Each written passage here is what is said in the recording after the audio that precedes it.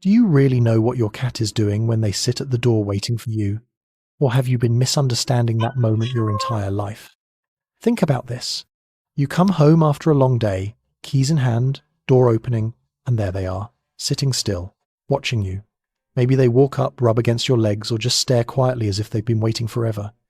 It feels simple. It feels like love. My cat missed me. That's the story most people tell themselves. But that moment isn't simple at all.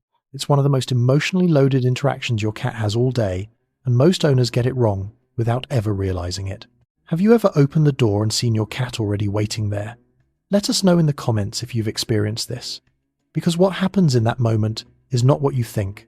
Spoiler alert, the real reason your cat chooses the door might completely change how you see your relationship. Your cat sees the parts of you others miss.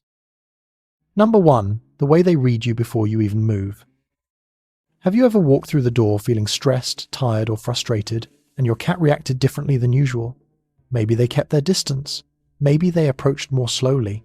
Or maybe they came closer than ever, almost like they were checking on you. Most people think that greeting is random, but it's not. The moment you step inside, your cat is already analyzing you. Not your words, not your actions, your emotional state. A study published in Animal Cognition found that cats can distinguish human emotional expressions and adjust their behavior based on what they detect. That means before you even drop your bag, your cat already knows what kind of energy you brought home. And here's what makes this powerful. They don't just notice it, they respond to it. Some cats give you space when you feel tense, not because they don't care, but because they're being cautious. Others come closer, drawn in by the shift, almost like they're trying to reconnect the moment you walk in. They're reading something deeper than behavior. They're reading you. But noticing your emotions is only the first layer. What they do next reveals something even more intentional. Number 2, the way they rewrite your scent. The second you walk in. Picture this. You've just come home after hours outside, different places, different people, maybe even other animals. You open the door, step inside, and before you can do anything, your cat is already there, rubbing against your legs, your hands, sometimes even jumping up to reach your face. It feels like affection, like they missed you. But here's what's actually happening. Your cat is correcting something. While you were gone, you picked up scents that don't belong to their world. And to your cat, those smells matter. A lot. Cats rely on scent to define safety, territory, and identity. So when you walk in smelling unfamiliar, you don't fully belong yet. That head rub, that slow press against your legs, that's called bunting. Your cat is releasing pheromones from scent glands around their face and body, marking you, resetting you, bringing you back into their territory. They're not just greeting you, they're making you theirs again. And if the scent is stronger like another animal, the behavior becomes more intense, more urgent. So if this changes how you see that moment at the door, hit like and subscribe, because what your cat does next might not be affection at all. Number 3, the greeting that's actually a complaint. According to research from University of Sussex, cats have developed a specific type of vocalization known as the purr cry, a blend of a purr and a high-frequency meow that closely mimics the sound of a human baby. This sound is specifically designed to trigger a faster response from their owners. Now think about what happens when you walk through the door. Your cat rushes up to you, meowing loudly, weaving around your legs, and then suddenly walks away toward the kitchen. Or stops, turns back and stares at you like they're waiting for something. It feels like a greeting. But it's not always affection. Sometimes it's a request that's been building all day. Your cat has learned that your return means something changes. Food appears. The litter box gets cleaned. The house becomes active again. So that moment at the door becomes a trigger, not for connection, but for action. They're not just saying you're home. They're saying now, something needs to happen. And once you learn to see the difference between a greeting and a request, you realize your cat has been directing you this entire time. But how did they know you were coming in the first place, before you even touched the door? Number 4, the way they memorize your arrival before you even show up. But if your cat can turn a greeting into a request, then one question becomes unavoidable. How did they know you were coming home in the first place? Think about this. You haven't even touched the door yet. Your keys are still in your pocket. And somehow, your cat is already there sitting by the entrance like they've been waiting. That's not luck. And it's not timing. Cats can hear frequencies up to 64000 Hz, far beyond human range.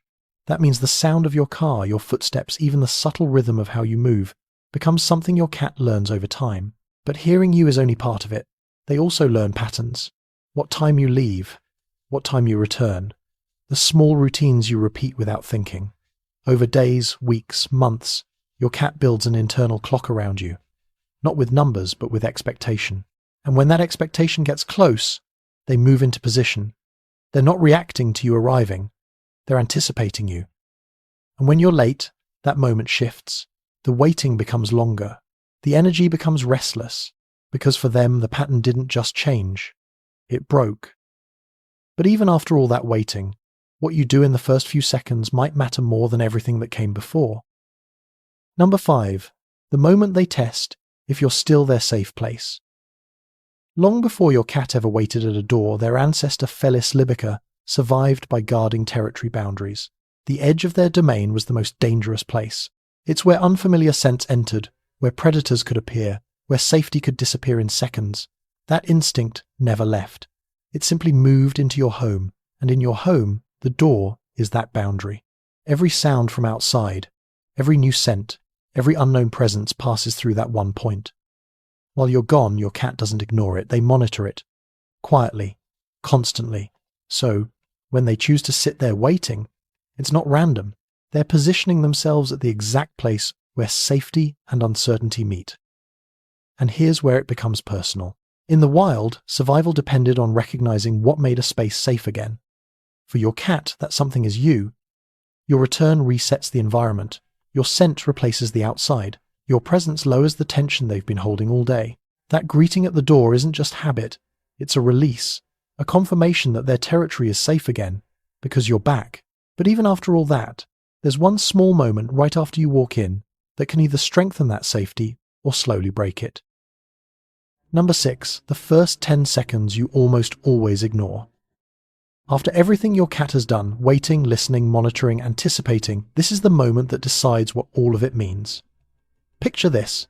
You open the door, your cat is right there, looking up at you. Maybe they step closer. Maybe they pause, waiting for something. And what do most people do? They walk past, shoes off, phone out, bag down, mind somewhere else.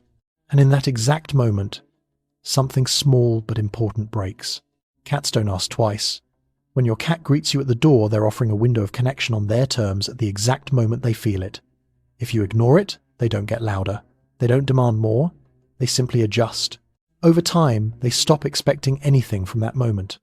And eventually, some cats stop coming to the door at all.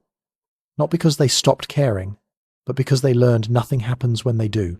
The fix is almost too simple. 10 seconds. That's it. Pause. Lower yourself slightly. Let them approach. Let them sniff. Acknowledge them with calm energy. No rush. No distraction. If your cat still greets you at the door, comment 1 below. Because that means you still have that moment, and now you know how much it actually matters. But even this moment is only powerful because of what it leads to next. And now, that moment at the door probably feels very different. What looked like a simple habit was never simple. It was your cat reading, you resetting, you communicating with you and waiting for you all in a matter of seconds. Because your cat doesn't love the way humans do. They don't say it out loud. They don't repeat it over and over. They show it in patterns, in presence, in the quiet moments where they choose to be there. Again and again. That greeting at the door isn't just they missed you. It's you're back. And now everything feels right again.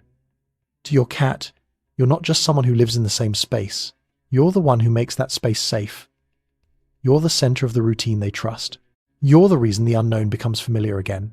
You're not just their owner. You're their home. And if you think you know your cat, wait until you see what these small behaviors actually mean. Go watch this next video and study them in a whole new way, because your cat has been telling you the truth every single day.